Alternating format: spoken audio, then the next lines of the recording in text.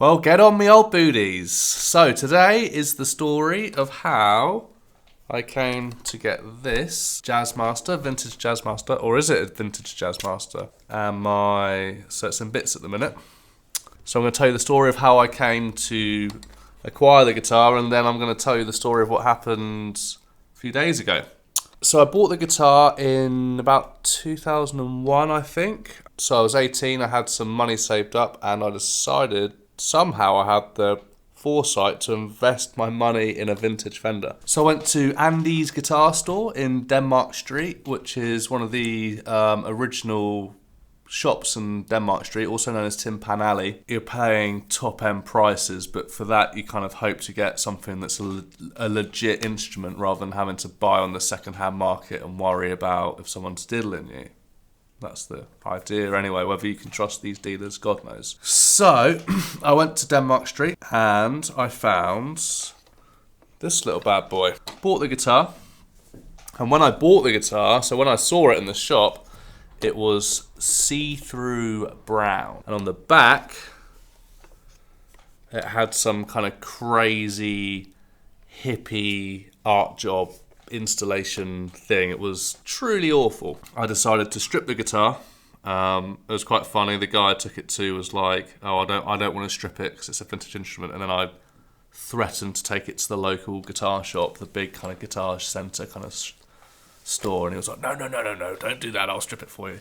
So he stripped the guitar, and that's when he told me that the neck stamp was correct, 1966, as I bought it. So I bought it as a 66, obviously, so not a pre-CBS, if you know about CBS Fender and such things. So Fender sold the company in about 1964, 1965 to a company called CBS, and then basically, if you remember the sort of 70s struts, the big headstocks and the 3-bolt necks and less desirable characteristics, shall we say, that was all implemented by CBS, predominantly probably as cost-cutting measures, and a lot of reports say the bodies are very heavy. I've played a late 70s Strat. It was okay, nothing mind-blowing. So I got it stripped, and I never really thought too much about it again. I just continued. Oh, and when I had the guitar stripped, I had it re-fretted as well, because the frets were super low. And that's all, and then I owned the guitar and enjoyed it and had it for, best part of 20 years.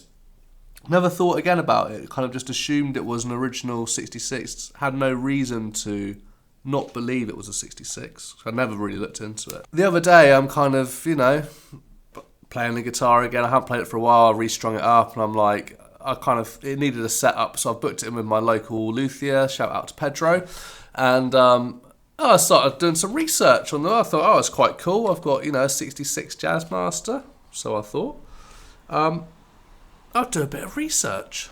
So it's quite late, actually. It was like Friday night or something. It was like 2 in the morning, 1 in the morning. Start watching this program, and it's all like the history of the Jazzmaster, and they're talking about the pick guards, and it's like the original had a anodized brass pick guard or something like a metal anodized pick guard, and then they changed it to a tortoiseshell one in the I think the very early 60s or crossover, and then they didn't speak about it. Certainly no black ones. So I'm like, oh, okay. Well, the pick guard's not original then. And then they start talking about the bridge. It's actually not put in at the minute, so I can just I'll put it on this camera. So this bridge, as you can see, has got patent pending on it. Now, the very original models had patent pending on the bridges, and then obviously, as the patent got applied or approved, the bridges after that had a patent number on them, which was from the very early 62 or something. So I'm like, hang about, something's wrong with the bridge as well. So at this point, I'm like, the pick guard's not original, or certainly not vintage, and the bridge is either from an earlier Jazzmaster or it's fake. So I'm like, well, what's going on here? So I'd never actually taken the guitar apart. I just thought, what am I doing? I've had this vintage Fender for 20 years. I've never actually taken it apart. So quite late, take all the strings off, take the pick guard off, start digging around underneath, and then I take the pickups off and look under the pickups, and there's some more shielding, and I'm like, hang on, I can get under that shielding. I look under the shielding and I find candy apple red. So I'm like, what the fuck is going on here? Basically, I just assumed the worst at this point. So I'm like, well, the bridge is either from an earlier Fender, which I think is basically, at the time I'm thinking this is impossible. So it must be a repro. And then I see the candy apple red finish and the later pickguard. So I'm thinking, okay, this is probably a 80s Japanese Fender or something like that, which had a reputation for being quite accurate to the vintage ones, that someone's just taken the body and done a mashup. So then I look at the pickups, and the pickups on the Japanese ones, on the Japanese reissues, are actually more like a single coil underneath. They're not wide and flat. So I look at the pickups and they're wide and flat. So I'm thinking, okay, these are either, they're not Japanese reissue pickups, basically. So I don't know what's going on with the pickups. They look old, and that's kind of all I know. And so you can check the codes on the pots to see how old the pots are, the potentiometers. But I didn't do that at the time. I kind of just assumed the worst. Just kind of went, I was just like, oh, my head's in a spin. I'm just like, oh my God, this body I've bought is fucking fake. Well, not fake. It's not 60. It's certainly not a 66. Definitely not a 66. Wake up the next day, go on Instagram, and I'm just like, oh man, my bloody, TikTok and all that. My guitar's fake. I've got this black pick guard. I've got this patent pending bridge. What's going on? I don't know. I wasn't like, I was just a bit gutted, really, more than anything. I still love the guitar. And I love the way it sounds, but, I was just gutted of anything. So I put this post up on Instagram and say, any Jazzmaster experts out there. And to my shame, I was not up on Mike Adams or Puishin, I'm not sure how you pronounce his tag. Shame on me, because his content is really great. It's amazing. And if you're into offsets, Jazzmasters, Jaguars, and you don't follow him, like me, then you're a bloody idiot, frankly. So people are like, go check him out, speak to him. So I DM him and I tag him. He leaves a comment on my Instagram. So I'm like, what a dude. Okay, so then I'll start the conversation, blah, blah, blah. I would love to chat to you. I'll pay you for your time, whatever. And he's like, don't be silly. I've got some time today. So, about half an hour later, I'm on a Zoom call with him. And we start looking at the body. So, we're looking at it. And he's like, the patent pending bridge, there was no reproduction of that. So that is an original early 60s bridge. And I'm like, okay.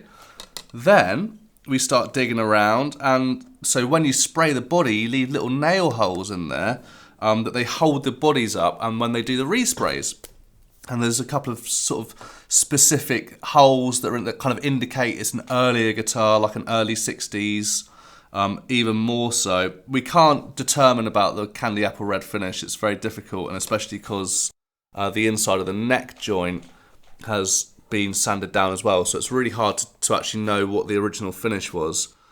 And also the pins that the pin mounts for the bridge are raised, which indicates that it's an earlier body as well.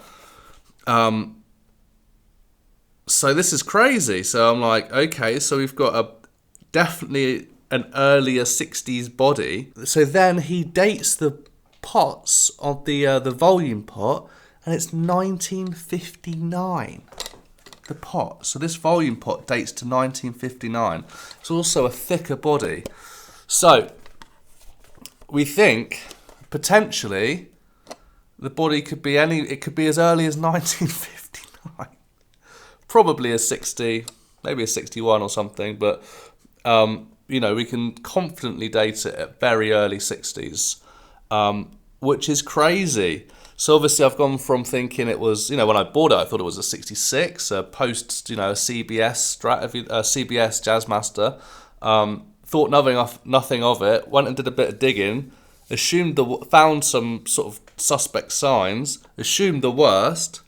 Thought it was just, a Japanese 80s body that someone had stuck a neck on.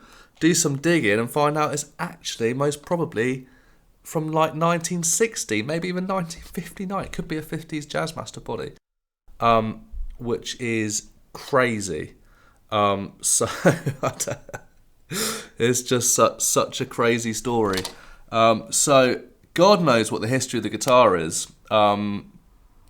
Maybe some surfer kid snapped the neck in '66, put a '66 Jazzmaster neck on it. Maybe the body was lying around in the factory for 6 years and then they bolted it on. I mean, Fender does have a reputation for having a bit of mismatched parts, but that's quite a big disparity in years. I doubt that's happened. Was Candy Apple Red the original finish? So at this point, I kind of feel like I want to restore it back to Candy Apple Red. So I hope you enjoyed this crazy story about my my parts master, as it turns out to be. And if you enjoyed this content, please do subscribe and like and all that good stuff, comment, and I'll see you next time.